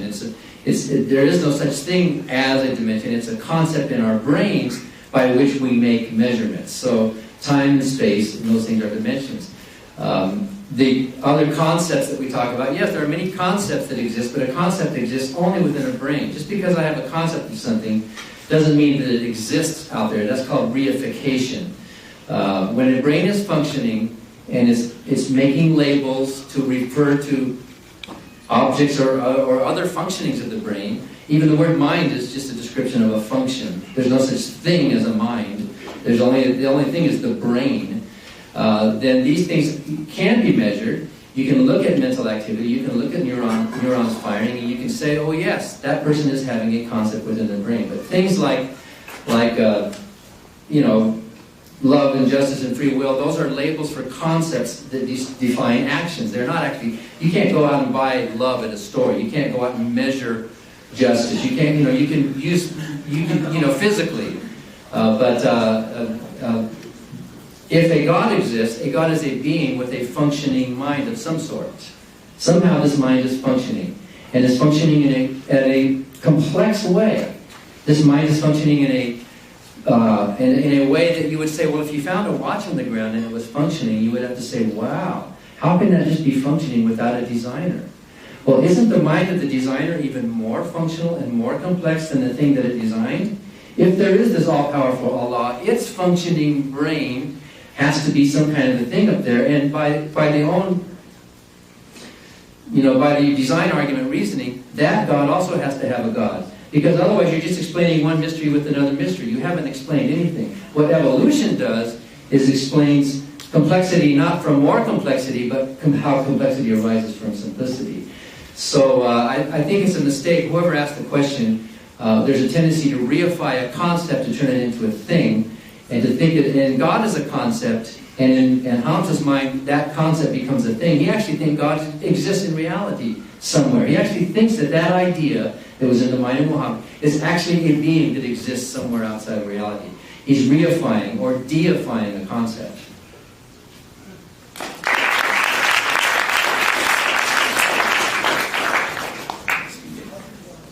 We're pretty much out of time. One more question. Again, a pretty focused one. The writing styles of the authors Emily Dickinson and E. Cummings are very unique. Does this make them messengers of Allah? Yeah, that's a very good question. What do you mean by unique? That's the question. Now, I would argue that if you look at every single piece of literature, if a blueprint exists, you can emulate its literary form. For example, in English language, we have the iambic pentameter. In Greek language, we have various forms. In the Arabic language, we have poetry, for example, that have to adhere to the 16 rhythmical patterns called the al-bihar, and so forth and so forth. You have these literary forms. I'm not talking about aesthetic perception. How do they use the rhetorical devices? Where are the embellishments? Where is the eloquence? Yeah, we're not really talking about this. Well, that's an argument in itself. I'm talking about the structural features of a particular language. When you speak in English, there's only certain forms that you can speak in. Poetry, normal speech, prose, half prose, etc. What kind of poetic forms you use. Those are not entirely unique. You just have to use them because you're expressing yourself in a particular language. What I'm saying is that the Quran itself de-scopes the Arabic language. Every time you're trying to express yourself, you're never going to achieve the literary form of the Quran, even though you exhaust the finite grammatical rules, the finite letters of the Arabic language, and the finite words. This is what we mean by an act of impossibility, because we go to the nature of the event being the Quran, and the nature being the Arabic language. We exhaust all possibilities, and we can't bring the unique literary form of the Quran. And this is why I mentioned Western academics that even support this type of view. Now the point is, if we're thinking human beings, and this is true, well, let's think about this. It does make an act of impossibility. And if it does, then it conforms to the description of a miracle that I mentioned in my presentation.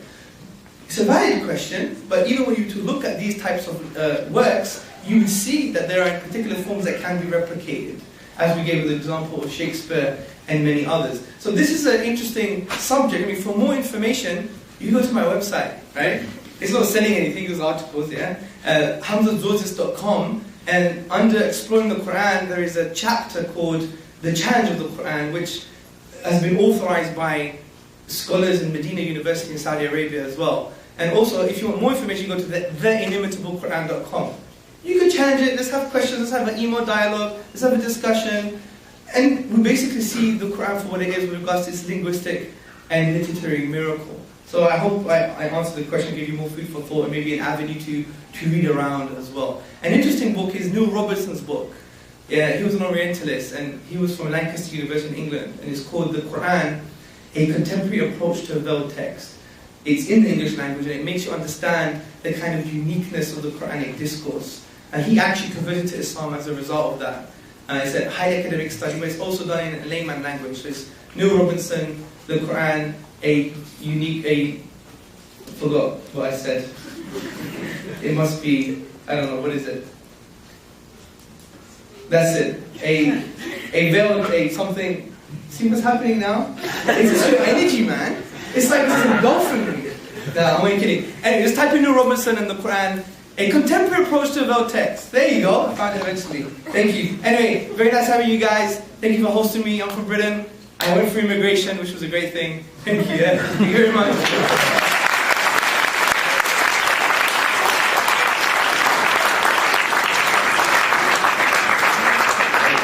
Thank you to Cash and to Building Blocks and to Dan and to Hamza. It was a fun night.